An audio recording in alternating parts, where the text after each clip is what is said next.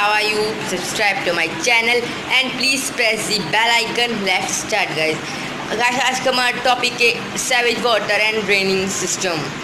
हमें इस टॉपिक पर इसीलिए मैंने वीडियो बनाई है। कराची के हालात दिन पर दिन ख़राब होते जा रहे हैं, इसीलिए हम कराची को सही करना है।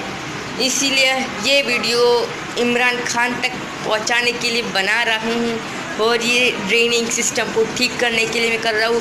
कराची के हालात बहुत ही ख़राब हो गए, रेनफॉल का सीज़न चल रहा है, इसीलिए मैं ये वीडियो बनाई है आप सबके लिए। आप सबकी हेल्प चाहिए, इसीलिए आपकी हेल्प के बगैर कुछ नहीं होता गाइस। इसीलिए मैंने ये वीडियो बनाई कि गाइस सबको शेयर कीजिए, कमेंट कीजिए गाइस। इतनी ही वीडियो थी। Please guys subscribe to my channel and please press the bell icon. Bye bye guys, आप ही कर सकते सब कुछ गाइस। मैं नेक्स्ट वीडियो में बना के भेज दूँगा। सॉरी गाइस बट मैंने बहुत लेट किया, मैं बहुत दिन से वीडियो नहीं बना पाता, बट गाइस अब मैंने स्टार्ट कर दिया, बना दूँगा वीडियो गाइस।